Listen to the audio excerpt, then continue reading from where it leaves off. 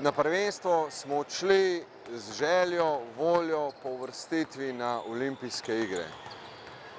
Žal nam to zaradi takih in drugačnih posledic oziroma stvari, ki so se nam zgodile, ni uspelo. Krivda je v prvi vrsti moja, ostali so dali vsi igralci, kolikor so lahko dali od sebe. Žal nas je malo presekala poškodba Miha Zupana. Po tej poškodbi smo se težko zbrali oziroma fantje so malo niso zaupali več vase in so imeli težave s samozavestjo.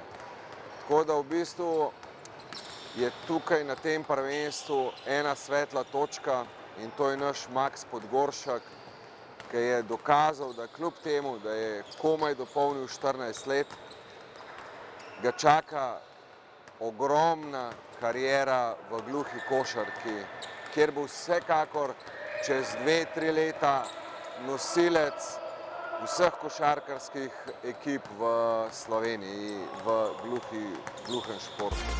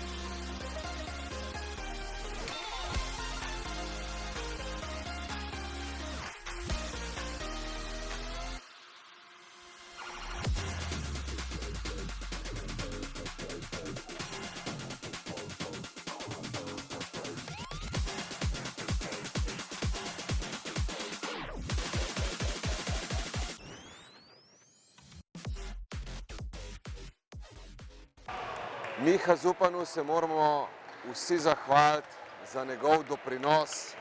Jaz mislim, da brez njega tudi tako uspešne zgodbe v vseh teh 25 ali 30 letih gluhe košarke ne bi bilo.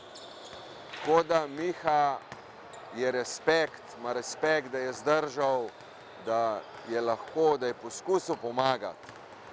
Bomo pa z Mihom v prihodnje vsekakor še več poudarka dala na iskanje mladih.